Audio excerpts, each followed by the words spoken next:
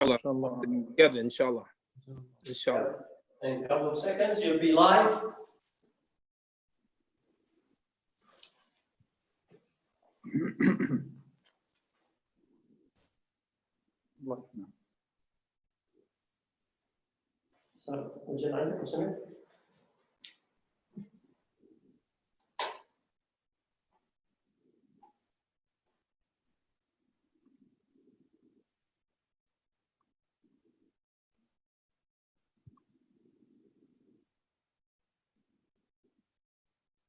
Yes.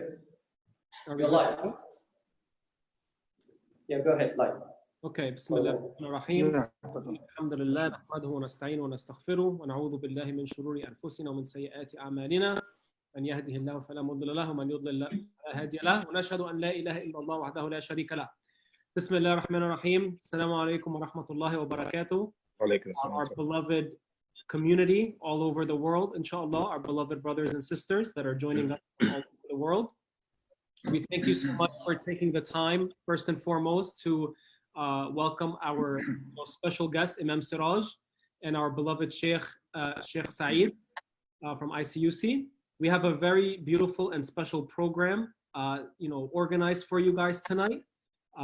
Obviously, we're going to be discussing what's going on with the coronavirus, what's going on in our communities, and what are the roles and responsibilities that each and every single one of us have to step up and assume and make sure that they fulfill. So without any further ado, tonight we have a very special guest. I'm sure many of you, if not all of you, already know who he is. It is our beloved Sheikh and brother, Imam Siraj Wahhaj. He is currently the Imam of Al-Taqwa Masjid in Brooklyn, New York. He is he was the leader of the Muslim Alliance in North America, and he's also the former vice president of the Islamic Society of North America. Sheikh, thank you so much for extending your time and your efforts to be with us tonight. We really appreciate it, all of us. May Allah bless you and increase you, Ya Rabb, inshallah, and use you for His sake. Sheikh Saeed, thank you also for your time and your efforts. Thank you for organizing the event. You and your amazing community over at ICUC. And without any further ado, inshallah, Sheikh Saeed, you're going to start off with a couple of words before we hand over the mic to Imam Siraj. So, اتفضل Sheikh Saeed. جزاك الله خير. بسم الله الحمد لله والصلاة والسلام على سيدنا رسول الله صلى الله عليه وسلم. اللهم صل وسلم وبارك عليه وعلى آله وصحبه أجمعين. First of all, again, thank you so much, our Imam, Imam Siraj Wahhaj. Thank you for your time. Thank you for joining us. May Allah subhanahu wa ta'ala bless you and your family and accept all your good deed, inshallah, رب العالمين. في البداية إخواني وأخواتي في الإسلاميك سنتر وفي الجالية الإسلامية ومن يشاهدوننا جميعا، نحن في هذه الآونة وفي هذه الفترة من الفترة العصيبة التي لم تمر بنا من قبل، وفي يعني لا أقول محنة، لكن بالفعل هناك شيء يعني من الابتلاء وهناك شيء من الاضطرابات أصابت العالم كله، المسلم وغير المسلم باختلاف أطيافه وأشكاله.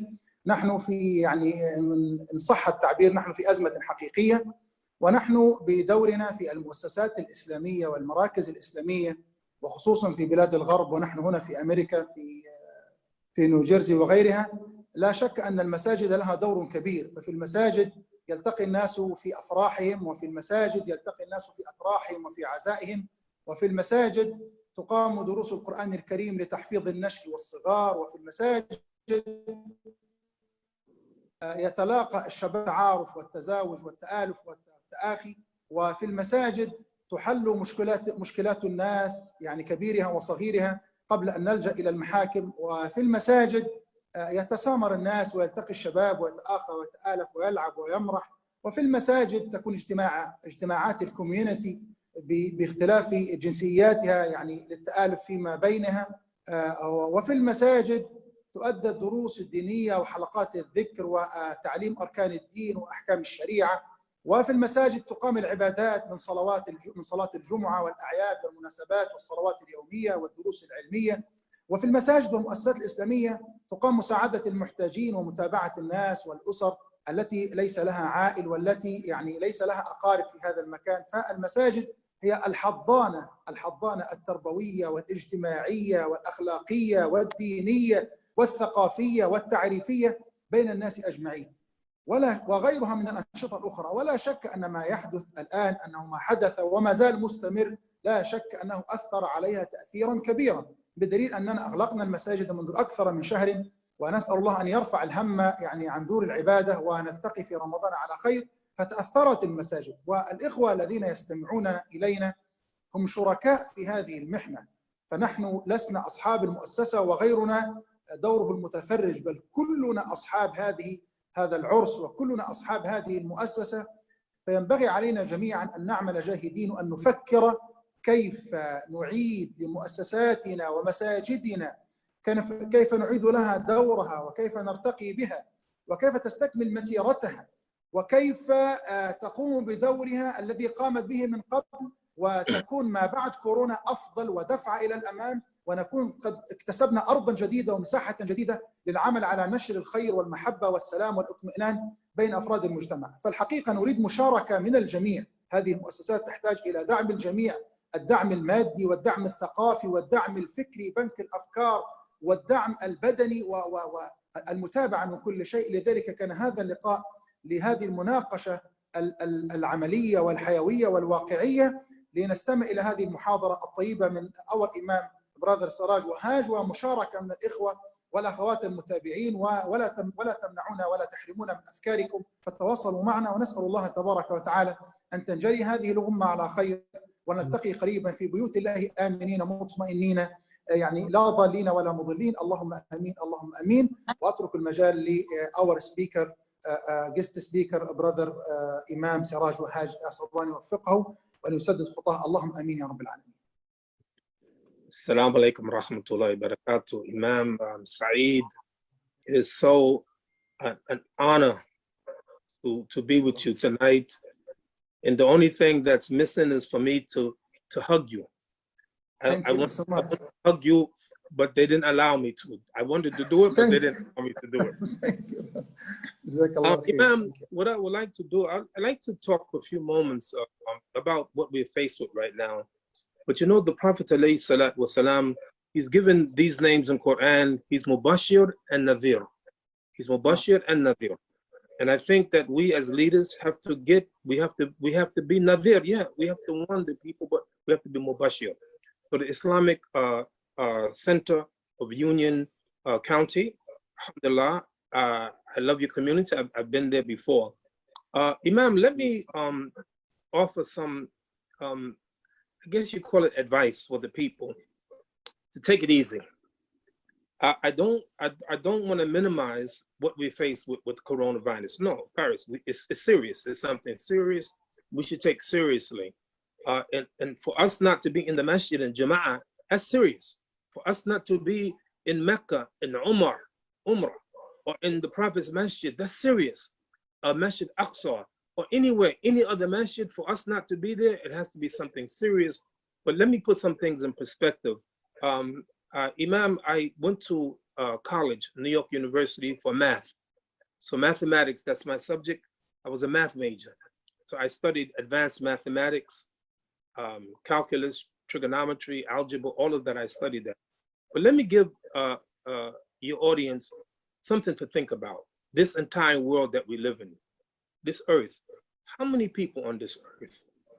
7,800,000,000 people. 7,800,000,000 people. Every day people die. Kullu nafsin dha'iqatul maut. Allah said everyone should taste of death, right? How many people die on this planet every year? I'm trying to put this coronavirus in perspective so people don't go crazy. I want you to think about it, but don't go crazy. Every year, 56 million people die. That's the regular, that's the average. Every year, 56 million people die. How many people have died already from this virus? Let me give you the facts. I wrote it down. This is the latest as of today. We have 100 and 3,506 people died. 103,506 people. It's a very, very, very small number. It's a small number, Sheikh. And my advice to the Muslims, don't turn on the TV every day waiting, who died? How many more people died? No, no, no. It's negative news. It's too much. I have to do it, Imam, as Imam, a leader. I have to find out because I have to be aware. So let me give you the number of cases so far in the entire world. This is as of today, coronavirus. 1,710,148 cases. 1,710,148 cases. Again, of those cases, the people that died, I'm repeating myself to make sure people get it, only 103,506 died. How many of them recovered? Because everybody has it, don't die. So as of today, 382,041 people have been recovered. So you say, but United States, you know, New York and New Jersey, we have so many people. Yeah, because we are a very large city. Do you know the third most populated nation in the world? Most people don't know. They say, everyone says, yeah, China is number one. That's true. 1,400,000,000 people. India, number two, 1,300,000,000 people. And you know what country is next? The next third largest country in the world? United States. United States is the third most populated nation in the world. And we have something like 328 million people. So what am I saying? Take it easy. Take a deep breath. And the realization is that nothing happens except by the will of Allah subhanahu wa ta'ala. If the nations were to gather to benefit you, they could not benefit you except what Allah has written for you. And if the nations would gather to harm you, they cannot harm you except what Allah has written for you. So Muslims have to have their faith in Allah subhanahu wa ta'ala. This is my main message. Now, what are we going to do? Our masjid is closed. Can I tell you about something about the Muslims? I don't know any other community, religious group that are closer to Muslims. We are people of Jama'ah. We do things together. I don't know any community where they come together 5 times a day in a location, in a church, in a synagogue, other than the Muslims, 5 times a day. In my masjid, Imam, I can tell you basically at Fajr, I can point and say where everybody is. In my left, always a brother, Abdullah, he's from Mauritania. He's like, I'm behind the Imam, Sheikh Hassan, Hafiz al-Quran, Hafidullah, may Allah bless him. I'm right behind him. And to my immediate left, Abdullah from Mauritania. Right next to him, Brother Fatih from Egypt. Subhanallah, Fatih passed yesterday. May Allah subhanahu wa ta'ala bless him, give him Jannatul Firdaus. I spoke to him every day. He either the next to me or the third next to me at every salat. We talk every day. He used to have a big restaurant, Fatih restaurant, next to the masjid. So I miss him. We hug each other. It's the way Muslims are. To my right is a brother Muhammad Boy from Guinea. He's always to my right, always to my right. To his right, Abdul Bari from Guinea. His wife just passed 2 days ago. May Allah subhanahu wa ta'ala give a Jannatul Firdaus. So I can say to my left, Abdul Rahman from United States, Brother Musa, African American, another Muhammad from Egypt, our community, alhamdulillah. So we love one another. Indeed, the Prophet ﷺ said, "La tadkhulu jannah hatta tu'minu, wa la tu'minu hatta tahabbu." You're not going to Jannah until you believe, and you're not going to believe until you love one another. So we, as a community, we love one another. Imam, inna hadhihi ummatukum ummatan wahida, ana rabbukum fa'budun. It's one ummah. In Jersey, Imam, the airport in Newark, New Jersey. I'm sure you know about that airport. One day I was there, maybe 2 years ago, Imam. I'm at the terminal, ready to go to another terminal, and saw a car pass in front of me. He said, "You need help?" I said, "Yes, I have to go to another terminal." He said, "Get in the car." I got in the car. And when I got in the car, he said, "Assalamu alaikum." Imam, he didn't recognize me. He didn't say, "Oh, Imam Siraj Wahhaj." No. And there was nothing about him, Imam, to make me think he's Muslim. He didn't have a beard. He didn't have a kufi. He didn't have a kameez. Nothing about him to make me think he's Muslim, except he said, "Assalamu alaikum." So I returned salams. Why? Haqqu muslimi al Muslim comes. Raddu salam. The right of a Muslim over another Muslim, you know, as 5, one of them, the first one he mentioned, Raddu salam. I don't have the right to ask them, "Are you a Muslim? Where's your kufi? Where's your beard? Where's your khamis?" No, he's a Muslim. And again, he recognized me. Why? Imam Siraj, no, he didn't. He said, "You know, he must be a Muslim. He's got a beard and he's got a kufi and he must be Muslim, right?" He says to me, a total stranger, he says, "Brother, I want you to do me a favor.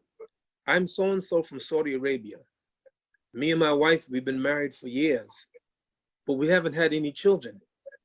Please make dua for me." Imam, total stranger, 2 weeks, every day, I made the dua. I begged Allah subhanahu wa ta'ala to bless him and his wife to have a baby. I don't know him. I don't know him. Ay Islam khair. What Islam is the best is to feed and give salams to whom you know and whom you don't know. I will never know whether Allah answered the dua. I know this. Qala rabbukum ud'uni astajib lakum. Your Lord said, "Call upon me, I will answer." So who am I not to answer, right?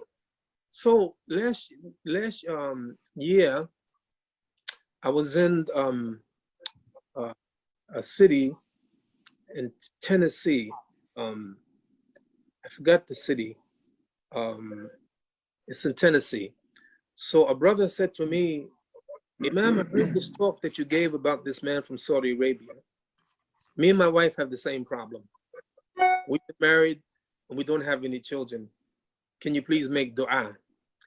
And he said that it was about last year, and I did it. And he said, "I want you to know, Imam Siraj, after dua, 3 weeks later, my wife became pregnant, and he took a baby and put the baby in my hand. Here is the baby that you made dua." No, I'm not saying that that baby is the result of my dua. No, I can't say that, but I can say this: I made dua. Why? He's my brother. I don't know him. I don't know him, right? So a couple of years ago, we in Northern Virginia. I know I have a limited check. I know I have a limited time. I'm sorry. You make me talk, and I'm not gonna say I'm gonna stop. Are you? Well, we love to hear you talk. I have to. Sorry. I'm just filled up, right? So we in Northern Virginia, and there's a program we have, and toward the end of the program, we're eating dinner, and the brother says to me, "Imam, I want you to make dua that there's a brother in the hospital. Can you make dua for him?" I said, "I'd do something better than that. How far is the hospital from here?" He said, "Not that far. Let's go." We went to the hospital because one of the rights is to visit the sick, right? He's sick. Do I know him? No, I don't know him. Is he from my country? It doesn't matter. Is he my color? It doesn't matter. Al-Muslimu akhul Muslim. So when we got to the hospital, the brother with me said, "You know, Imam Siraj is here to see you." He said, "Stop playing with me." He said, "Yes, he is." He said, "No, he's not." So I said to him, "Assalamu alaikum. If you would have seen his face to see Imam Siraj came to the hospital to visit him, it makes a difference." So this is the brotherhood of Islam, right? So let me tell you something. Man. To go to the Masjid every week to see brothers, to go to Salatul Jum'ah, you know, to see the community, every Jum'ah, the long line of people, they wait to speak to the Imam. They want to come talk to the Imam. They want to ask questions to the Imam. In our Masjid, Sheikh, every Salat, Every salat, some brother will come say, Imam, can I talk to you? Can I come to your office? Can I ask you a question? That's just the way it is. I remember one Salatul Fajr, brother came to me and said, Imam, I need your help. I have a drug problem. Right? Salatul Fajr.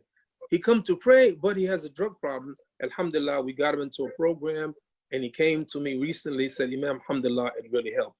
What am I saying? That we are a people of Jama'ah. Now, I'm going to say something about spending, Imam, because we have to talk about spending. Right now, our masjids have some difficulty. The masjids are closed, but yet the masjids have to remain open so that soon, inshallah, when this fitna is over, we're going to come back to the masjid. Inshallah, we will have more people than ever. Soon Ramadan will be here. Imam, we love Ramadan. Listen, I go to the masjid every day, but during Ramadan, more people come to the masjid. The masjid is packed. Every masjid that I know, every masjid, there's not one exception, that when Ramadan comes, the masjids are packed. Now, Imam, I'm going to ask you a question, and I ask everybody this question, and it's something for us to think about. I can't prove it, but I'm sure about it. If you ask the question, do more Muslims come to the masjid or Muslims don't come to the masjid? You know, and I have to be honest with you, Imam, more people, more Muslims do not come to the masjid than who come to the masjid. The minority of the Muslims who attend masjids every day, every week, every month, compared to those who don't, is very small. But yet, when Ramadan comes, everybody comes to the masjid. Why? We have iftar at our masjid every day during the month of Ramadan. 300, 400 brothers and sisters eating together, loving each other's company together. And then the treat after Serrata Isha to pray behind our Sheikh Hassan. Subhanallah, Imam, Subhanallah, to hear his beautiful recitation. Now, Imam, I can lead Salat, I can, but not like Sheikh Hassan, not like you, Imam Saeed, not like you, right? So now my family, they can't pray behind Sheikh Hassan, they have to pray behind Imam Siraj. My husband, my dad, you know, so may Allah help them, they have me. So during Ramadan, we go to the masjid and we love one another and we do for one another. So this becomes the key, Imam. How are we going to take care of our community? I remember months ago, I just returned from England, right before this thing broke. I was in Scotland and I was in England, I was in London, and I was traveling around. And one of the verses that I quote, Alladhina yunfikuna fi Sarai wa Darai. We many fundraisers, we quote this Quran, those who spend in ease and difficulty. But we said it, Imam, but like, you know, being in America, being in New Jersey, being in New York, Muslims do pretty well. Imam, we eat. I want to tell you something about Americans, and we Americans, Imam, I have different identities. Ana Amrikiyun, I'm American. Ana Afrikiyun, I'm African. Ana Muslim. Ana Aswad. Ana Bashar. But the most important thing, Ana Muslim. I'm a Muslim. The average American, Imam, you know how much food we eat every year? I want you to think, right? Imam, you look like you enjoy your food. Like I enjoy my food. I like to eat. Imam, you look like you like to eat. Muhammad looks like he likes to eat. Have any idea how much we eat, Imam? The average American eats 1,997 pounds of food a year. Almost a ton of food. Almost a ton of food, Imam. Yes, you, Imam, you eat a ton of food a year. I eat a ton of food a year. But you know, Imam, be honest with you, there are people around the world who's dying of starvation. They can't get enough to eat, yet we have plenty. So those as Muslims who give in ease and in difficulty, where we get it from, where we get the wealth from, it's Allah subhanahu wa ta'ala, those who spend out of what we have provided for you. There's nothing that we have except Allah has given it to us. So now we are called upon to spend in the way of Allah subhanahu wa ta'ala. But some difficulty. Why is there difficulty? Why is there a reluctance to spend? Why you have to drive it to people? You gotta spend. You gotta spend for the masjid. You have to spend for the poor. You have to spend for these institutions. For the Muslim school, you have to spend. Why? Why you have to push the people? Because there is an internal struggle within the human beings, because money is a trial.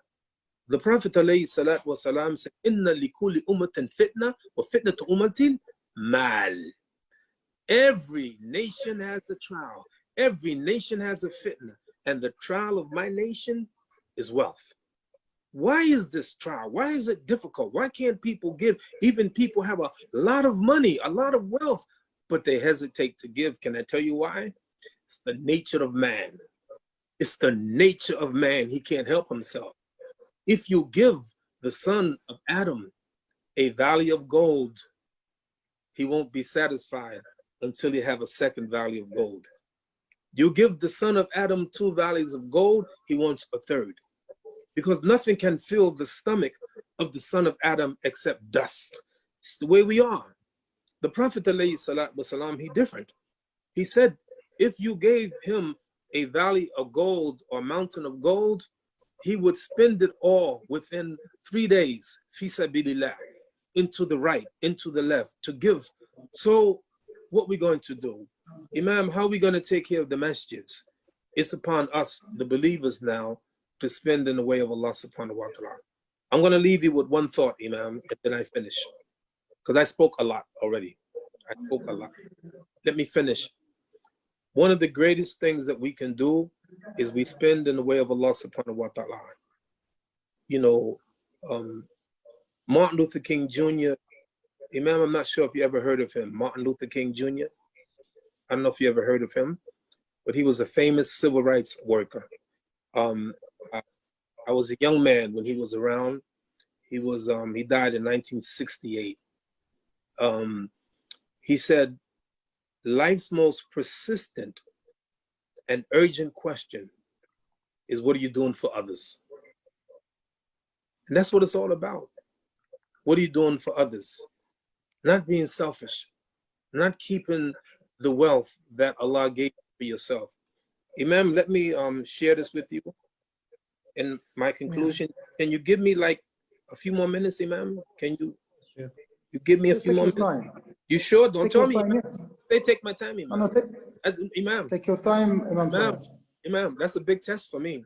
You know, Imams, you give them a mic and say, take your time. That's not good, Imam. We be here midnight. So, Imam, let me share this with you, and then let me share this with you.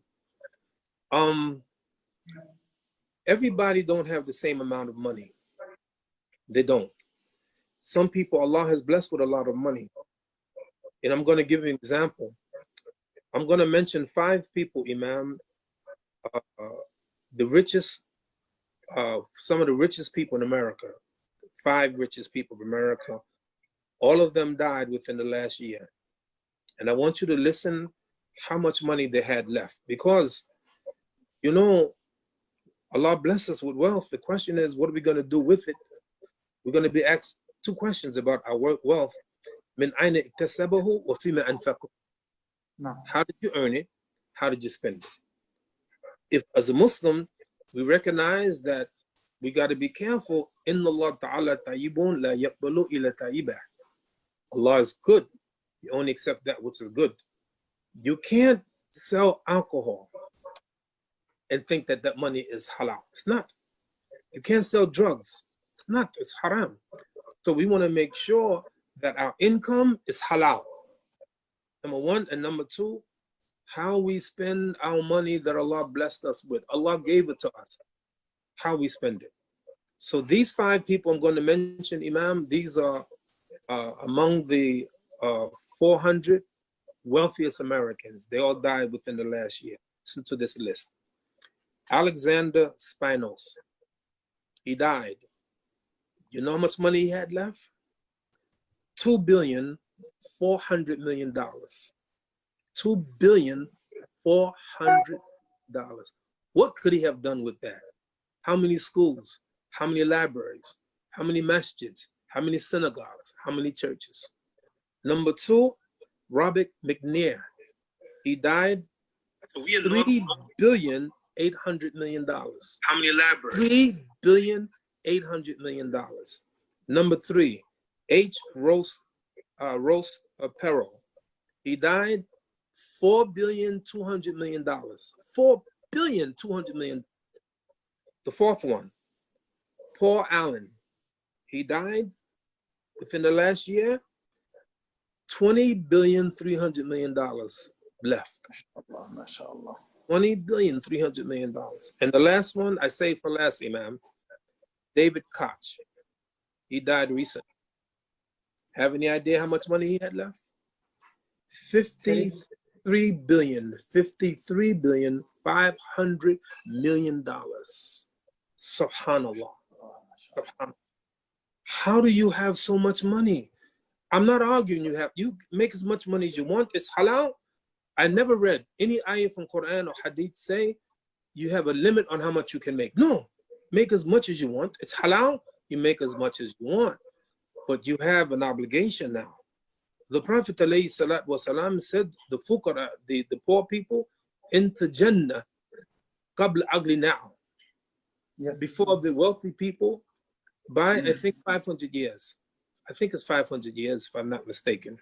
So my point is, yes, okay, good, type. So the point is, what you gonna do with all that wealth? So I don't know, maybe Imam, if you have somebody in your community got like $50 billion, would you let me know? I want to come see him. I'll come, yeah. Imam, I'll keep social distance, but I'm coming. I'll let you know. I will come tonight. I will come midnight and talk to that person, right? So Imam, if you have, I'll let you know, inshallah. Allah Akbar. So Imam, so this is the test now, right? The masjid needs money. What are we going to do? And there's a lot of organizations that need money. I was watching the other day some refugees, and I was thinking about the coronavirus. And I said, subhanallah, what are they going to do? I started crying, Imam, thinking about people around the world who's suffering in ways that we cannot imagine. On top of that, the coronavirus. Alhamdulillah, many of us, we pray to Allah, Allah keep us safe, keep our families safe. But many of us, we relatively safety, Imam, relatively safe. But there are many people that are not. I was telling my wife, I'm driving in the city, and I see homeless people, subhanAllah. Homeless people, some of them in shelters, some of them living in the streets. I see people, Imam, Majnoon, crazy people. What are they going to do? They have no idea what's going on. So let us be mindful. Life's most persistent and urgent question is, what are you doing for others? That's what it's all about. The American people, the people there in New Jersey, the people in New York, they have to know what's going on. They have to know about Allah. Now, more than ever before, we have to be engaged in da'wah. This is it's become a very selfish community. People care about only themselves, but Muslims must be selfless. We must help people in every way we can. Please, I ask the people in your community to donate to all the good causes. And please don't forget the masjid. Imam, may Allah bless you and bless your community. Assalamu alaikum wa rahmatullah. Sheikh, so we have some questions from the audience. If you don't mind, if you have a few extra minutes, is that okay? Of course. What am I going to say? No? I'm going to say no, right? In front of my Imam Saeed. You want to embarrass me in front of my Imam by me asking me so I can tell you no? Not going to happen. First of all, thank you so much for the beautiful lecture. It was excellent, and I think you hit so many important points for all of us to really think about. Especially the point that you made about the masajid. Like, during every year, we rely on Ramadan to fundraise and collect money for our community at large. And this is really the only chance, because like you said, most people don't attend the masjid throughout the year. And inshallah, that's going to change. Inshallah, this is going to be, inshallah. We're going to use this corona to, we all miss the masjid now. Of course. Maybe we took it for granted before. Yes. Now Allah subhanahu wa ta'ala is showing us, if you take something for granted, I'll take it away. Yes. Alhamdulillah, and inshallah, we're all going to come back and be better than ever. And you're going to know our names and our faces right next to you and where we stand in line and all of those amazing things. But, you know, what I took home was that, you know, the masjid needs us now more than ever, you know, and our communities, they need us to step up more than ever. And even if things are hard, or even if things are difficult, we have to dig deep and we have to really, you know, prove ourselves to Allah subhanahu wa ta'ala right now. So thank you so much. Beautiful, beautiful talk. Thank you. Our first question is, Assalamu alaikum, Sheikh. How can we use technology to keep up with our traditional practices of Ramadan while complying with the new public health regulations regarding COVID-19? Would you like for me to confess? Would you like a confession from me? This is what you want. You want a confession from the Sheikh? Yes. You want a confession? Let me give it to you. I want to be brutally honest. My youngsters, the youngsters in my community, have to drag me to the 21st century. I have to admit it, right? You know, this technology is astounding. What you brothers have done, and you're more qualified to answer this than me, really, because I'm just learning about Zoom and all of these other things. So you're dragging me into the 21st century. Our children are different. Let me tell you, one day I had a conversation with my 3-year-old grandchild. I was on my iPad one day, and that's good for me to be on an iPad. Like, people know me. I say, oh, Imam Siraj has an iPad. Imam Siraj have an iPhone. Imam Siraj has a computer, right? So I'm being honest with you, right? So I was on my iPad, and I was trying to go to Wi-Fi. So my 3-year-old granddaughter said, Grandpa, what you doing?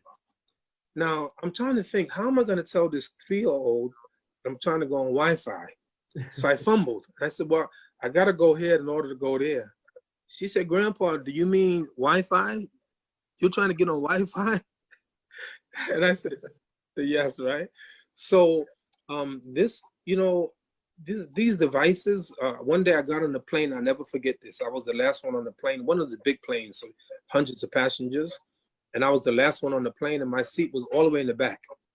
And I noticed as I was walking down the aisle, and I was watching both sides of the aisle, and I noticed everyone had a device. Everyone, from the youngsters to the elders, everyone has a device. So these are people now. So I'm sure the Sheikh Saeed, I'm sure. So you a modern imam. You like 21st century imam. You know these things. You know these devices and computers and iPhones and you know all of that, imam. This is new for me, right?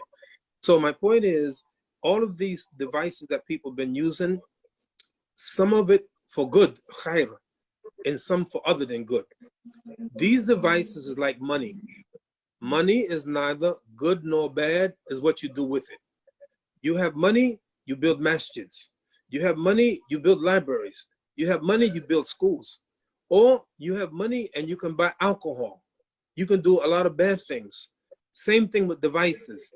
You can do a lot of good technology on devices. So we need young brothers like yourselves to teach the people how to use the devices so that we can stay attuned.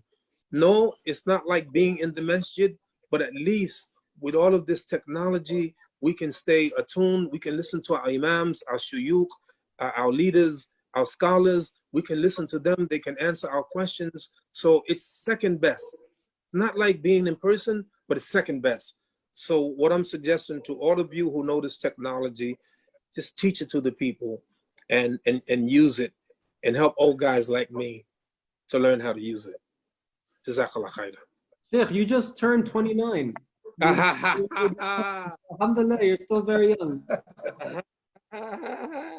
We have another question that just came.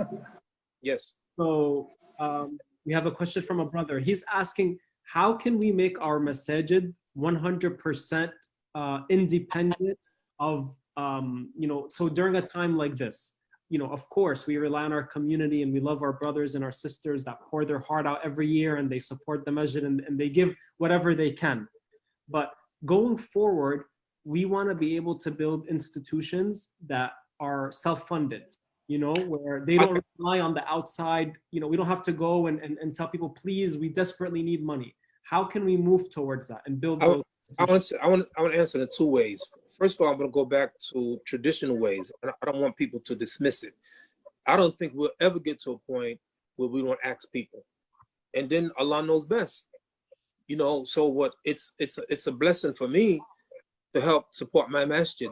I'm going to get ajr from Allah subhanahu wa ta'ala. So I don't want people to ever think that, oh man, you know, you got to ask the people. No, the Prophet asked the people, alayhi salatu wasalam. And let me give an example. I was in South Africa last year, and I was in a city called Johannesburg, and I prayed in the largest masjid in all of South Africa in Johannesburg. And I think it has about 6,000 worshipers. They have a school next to it. They have a market next to it. And they have a clinic next to it. And this masjid cost, I'm trying to remember, I think it was $60 million. Wow. You know where they got that $60 million from? From where? One man. Wow. Named Uncle Ali. I'm planning to go to South Africa maybe tonight. I'm looking for Uncle Ali. I got to find him.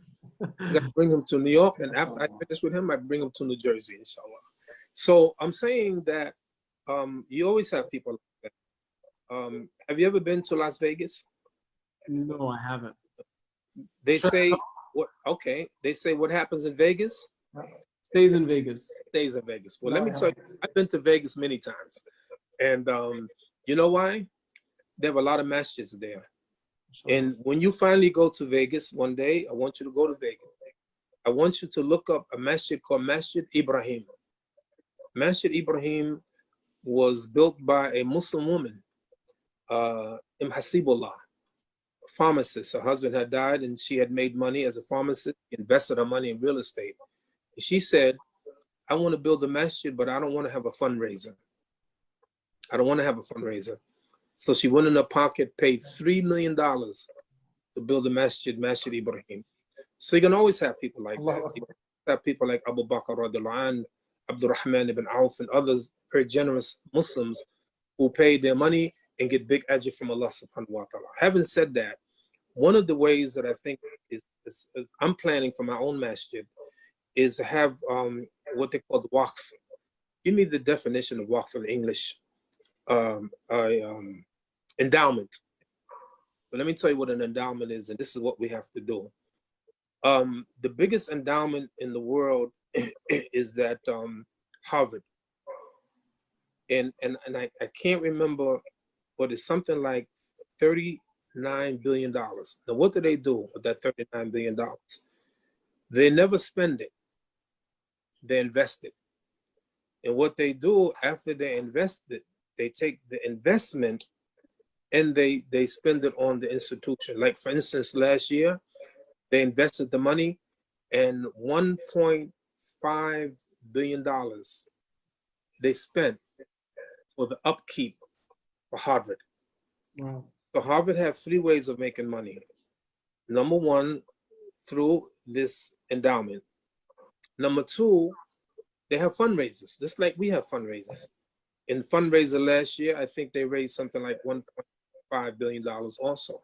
Wow. What's the third way? The third way is that they have tuition, and tuition brings income. Again, close to $1.something billion. So I think that one of the ways of the future is to have this endowment, so Muslims invest the money and give the money to the masjid, and I think that that's going to be one of the ways of the future, inshallah. Awesome.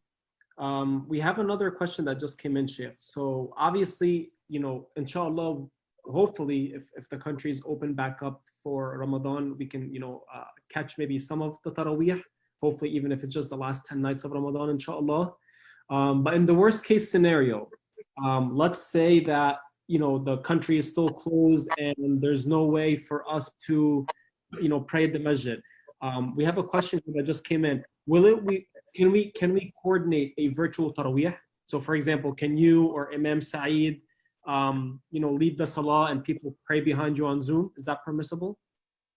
That's a very good question. It's a fit question. I'm not sure the answer, but I'll tell you something more important. I'll give you something I think that's more important. We got to remember this Serrata Taraweeh prayed in the Masjid in Jama'ah. is new. It's new. Wasn't during the time of the Prophet ﷺ.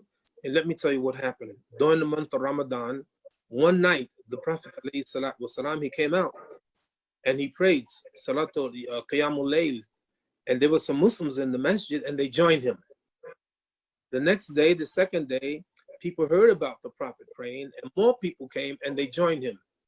And they said the third day, the Masjid was filled with people and they prayed behind the Prophet ﷺ. They said the fourth day, the Masjid was overwhelmed with people, but the Prophet never came out to pray. In the next day, he said, I was not unaware of you, but I didn't want to pray Serrata Taraweeh because I was afraid that it would become fard, mandatory, and then you wouldn't be able to do it. So the Prophet never did Serrata Taraweeh again publicly. When he died, Abu Bakr radiallahu anh, he becomes Khalifa for about 2 years. Again, people prayed individually. They prayed in their homes. Some prayed in the Masjid individually or a handful of people together. When Umar radiallahu anh became Khalifa, he was noticing during Ramadan that there were some people praying there, some people praying there, and some people praying there. He said, you know what? I think it's better is to bring them all together to pray behind one Imam. So who he chose is a very interesting point. Ubay ibn Ka'b. So the people, they prayed when Umar became Khalifa, Ubay ibn Ka'b. Why Ubay ibn Ka'b? Because he remembered what the Prophet ﷺ said, Istaqbiru Quran min arba'ah. Learn the Quran from 4, right? Abdullah ibn Mas'ud, Salim, Mawla Abu Hudayfa, Ubay ibn Ka'b, and Mu'ad ibn Jabal. So they prayed behind him. And Umar looked at it and know what he said? Listen to what he said. I'm going to give you the exact words. You can look it up. He said, Ni'ma bid'ah. Ni'ma bid'ah. He said that this is what a beautiful bid'ah, innovation. So someone may say, well, how dare Umar, who gave him the right to do that? He has a right to do it. Let me tell you why. Number one, the Prophet, peace and blessing be upon him, said, فَعَلَيْكُمْ بِسُنَّتِي وَسُنَّتِ خُلَفَاءِ رَاشِدِينَ مَهْدِيِّينَ. It's incumbent upon you to follow my sunnah and the sunnah of the rightly guided Khalifas. Who are the rightly guided Khalifas? No doubt Abu Bakr, no doubt Umar, no doubt Uthman, no doubt Ali. These are rightly guided Khalifas. That's number one. Number two, why did the Prophet not do the Taraweeh in Jama'ah? He said it. He was afraid that it would become fard, the mandatory. There's no question about Umar. It would never become fard because of Umar. And the last thing, the last proof, there were many Sahaba during the time of Umar who was with the Prophet. None of them was against what Umar did. None of them. Not one of them said, Astaghfirullah, Astaghfirullah, Ya Umar, how dare you? None of them said that. So, what am I saying is that let every brother learn in his own house how to lead the salat. You know, let the Imam give us lessons to do it. From a fiqh position, I don't know. I don't know the answer. Allah wa Rasuluhu a'lam. Allah knows, and His Messenger know whether we can have a virtual Taraweeh. I don't know. I'm saying, ask Imam Sa'id. Maybe Imam Sa'id can tell you. I'm saying to you, I don't know. I don't want to say something that I don't have any knowledge about. جزاك الله خير, brother Siraj. يعني can I say something, Dr. Karim, please? Yes, Sheikh Said, تفضل, of course. Dr. Karim, you hear me? Yes. يا جزاك الله خير, brother Siraj. يعني باللغة العربية كما قال الشيخ سراج, هي بالفعل يعني صلاة التراويح ليست فريضة. النبي صلى الله عليه وسلم صلىها يوم أو يومين ثم عاد إلى بيته وقال أخاف أن تفرض عليكم. والذي جمع المسلمين على صلاة التراويح هو عمر بن الخطاب رضي الله عنه وأرضاه. ونحن يعني now pray جمعة at home, فالجمعة فريضة, فكذلك صلاة التراويح إن شاء الله تكون في البيوت واحنا ما نقدرش نصلي صلاة الجمعة خلف المذياع أو خلف الإنترنت. We cannot pray Taraweeh on behind any imam on internet or website. I think this is not right. لكن we can inshallah pray Taraweeh at house, no problem with our family inshallah. Jazakallah khair. Thank you, ma'am. Thank you so much. Thank you so much. I think we just to wrap up, we have one more question, Imam Siraj. So right now, and before I get to the question, I just want to put a quick little thing in. I have a lot of friends who are doctors. They work in the hospital, and like you said in the beginning, Corona, it's 100%. It's a serious virus. It's a serious condition. We should take our caution. You shouldn't go and throw yourself in front of somebody who's sick and say nothing is going to happen to me. No. Right. Wear the mask. Take your precautions. Do everything that Allah told you to do to protect yourself. However, like you said, don't freak out and don't make it bigger than it really is. If 50 million plus people are dying every year in the United States, and Corona killed 100,000 people in the whole world, the number is very, very, very, very small overall. Right. And what my is that everybody's freaking out about Corona, but they don't realize people are still having heart attacks. People are still having strokes. I know a friend of mine, Allah yarhamu, he died 3 days ago in a car accident. So people are still dying by all the traditional means. So the question that was just presented was, sometimes we forget that just because the masjid is closed, or that we lost our job, or that we have all of these problems, the masjid still has lots of responsibilities. The masjid is still taking care of the people in the community who rely on the masjid every single month for that monthly donation or pledge. The masjid is still taking care of its societal obligations, and we have Sheikh Saeed doing a wonderful job, and your masjid has you going online and teaching the people, and things keep going on. The expenses in the masjid, they don't stop. All your bills and all your responsibilities, just because we're home, it doesn't mean that these responsibilities are gone. So what is our duty as Muslims for our local masajid? And just they want to re-emphasize what is everybody's responsibility, because we really want everybody to understand that yes, everybody is struggling right now. Everybody lost their job. I lost my job. I'm on unemployment. Everybody is struggling, right? But is that really an excuse for us to just sit down and say, you know what, I'm pulling my hands off, I can't do anything, it's your problem, you guys deal with it? One of the wonderful things about this isolation, this being home, I want to first say this. Years ago, one of my greatest enjoyments during Ramadan, itikaf, being in seclusion.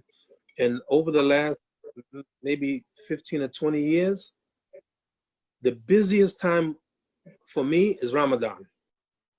I have no time for myself. Ramadan, going from city to city, country to country. And can I tell you my weakness? And I shouldn't say this because people are going to exploit it. You know what my weakness is? And I'm going to regret this. But Sheikh Saeed is going to listen to me. He's going to listen to what I'm saying. He's going to write it down. He's going to remember. You know my biggest weakness is? When someone say, Imam, we need you. We need you, Imam. We need you in our city. We need you in our country.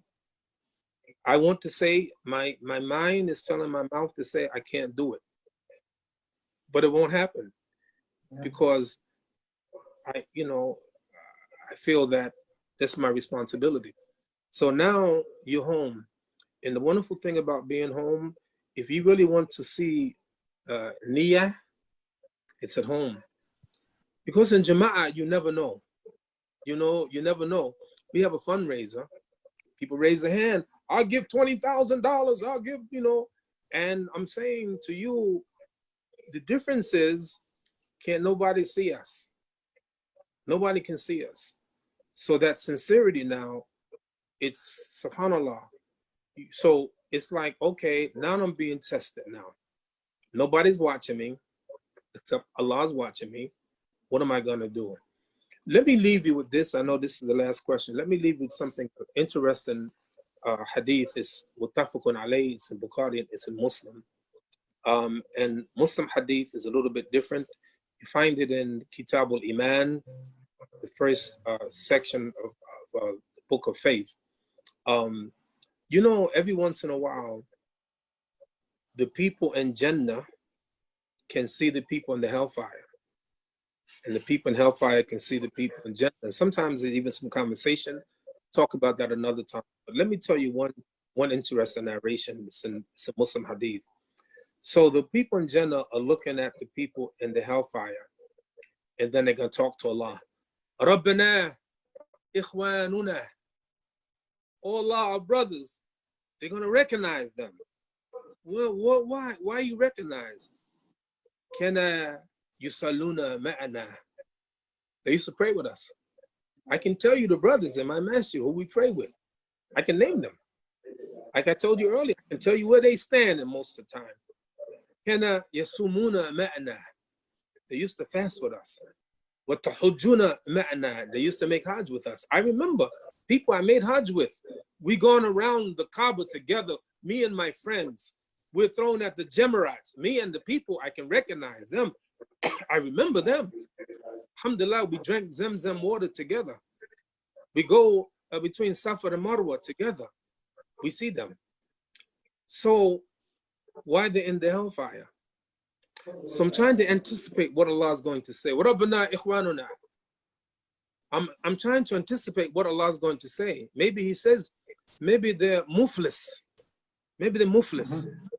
Maybe they're people who yes, they made salat, but they killed someone. They stole from someone. They daraba hadha wa shatama hadha wa qadhafa hadha. They did this to these people. I'm thinking what Allah is going to say.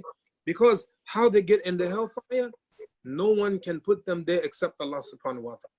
So I'm saying to myself, when they're saying, Rabbana ikhwanuna, you know what they say? It would be said, Akhriju minha min araftum. Take out of the hellfire those whom you recognize. Subhanallah. Subhanallah. Allah. You have to question, how did you see them? How did you see them? Allah made you see them. Why? Allah knows you. You're going to ask for them. And Allah subhanahu wa ta'ala, He is so merciful, even though they deserve to be there. Akhriju min araftum. Take out of whom you recognize. So I'm saying, you know, right now is a time of ikhlas, subhanallah. It's a time of really sincerity. If you really love the masjid, you don't have to give money in front of the imam. You don't have to give money in front of the treasurer. You don't have to give money in front of the jama'ah. You don't have to stand up. No. But now we really need you. So please send your funds. Don't wait. There's ways we can do it immediately. Do it tonight, inshallah. May Allah bless you. Imam, it was a pleasure being with you. And you have to make a commitment to come give khutbah in my masjid, inshallah, when this is over. You will inshallah, come? I will. Yes? Inshallah, I will. I can write it down, Imam? Yes? I promise you. I like it. But Imam Siraj, please don't forget me in the day judgment. Make shafa'ah for us. Both of you guys, I need both of you guys more than you need each other. What about me? I love you, Allah. I love you, and Allah subhanahu wa ta'ala. Jazakallah khair. Allah bless. Thank you, ma'am. Assalamu alaikum. Barakallahu feek, Imam Siraj Wahhaj. Thank you so much for the beautiful, wallahi, very, very beautiful words. And Sheikh Saeed, thank you so much. We have a link in the comments, icucnj.com, if you guys want to support your masjid. And this isn't just for ICUC, this is for all masjid. If you're watching from anywhere around the world, anywhere around the country, it's our duty and it's our responsibility. And you know, I'm going to tell you guys a small story just to end with this that happened literally this morning. There's a guy that I met a couple of months ago in the masjid. So again, back to Shaykh, back to saying all the blessing, wallahi, it originates from the masjid.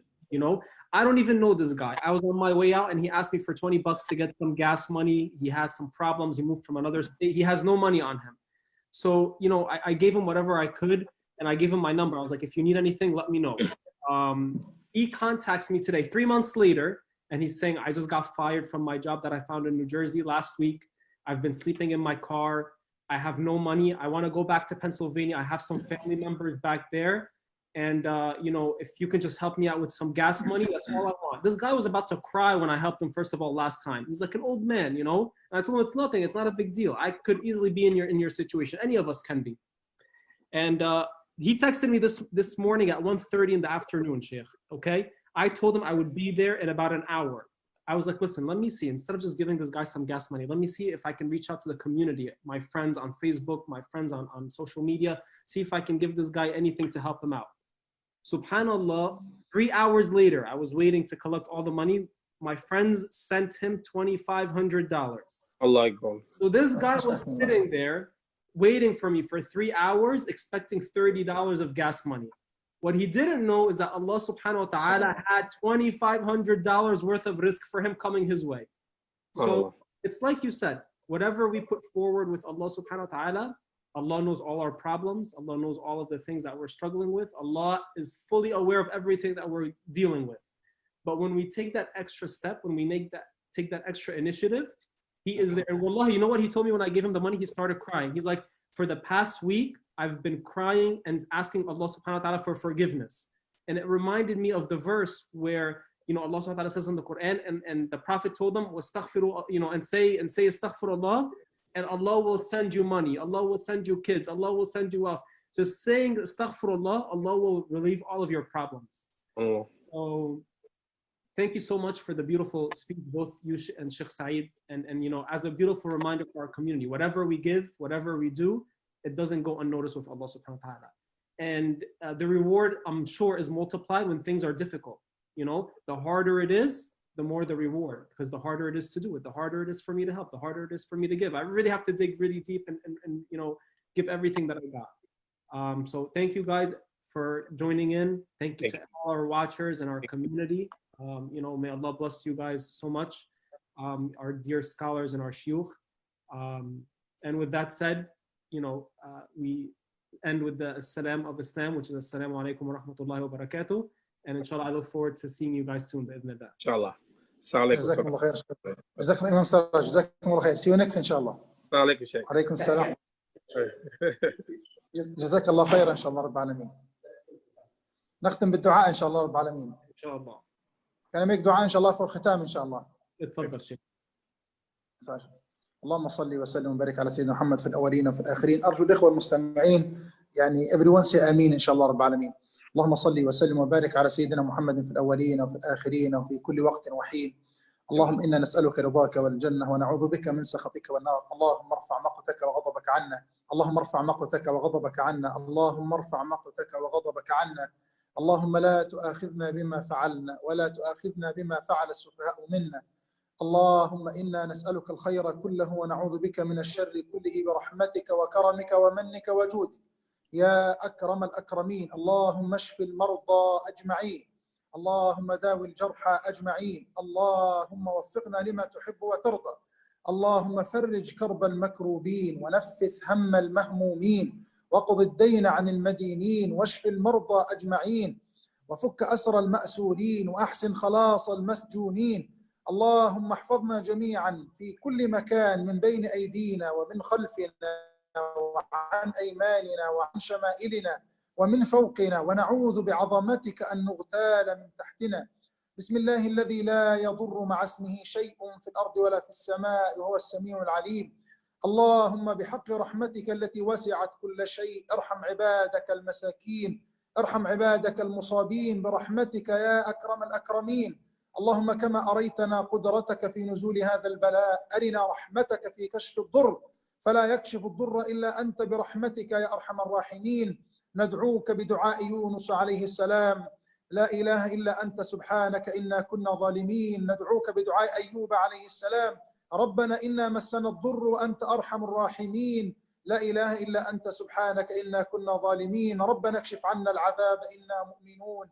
اللهم احفظنا جميعا واحفظ بلادنا واحفظ مؤسساتنا واحفظ مراكزنا واحفظ دور عباداتنا واحفظنا في أولادنا وفي أهلينا وفي زوجاتنا وفي عنواننا.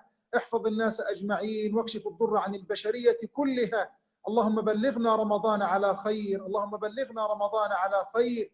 اللهم بلغنا رمضان على خير في مساجدنا مصلين ذاكرين صائمين معتكفين قارئين تالين يا رب العالمين. اللهم يا من يقول للشيء كن فيكون ائذن لهذا البلاء أن ينجلي وأذن لرحمتك أن تنزل على عبادك أجمعين برحمتك يا أرحم الراحمين. سبحان ربك رب العزة عما يصفون وسلام على المرسلين والحمد لله رب العالمين. جزاكم الله خير. Jazakallah khair, Sheikh. Thank you guys so much again, and good night, everybody. السلام عليكم. Wa alaikum assalam.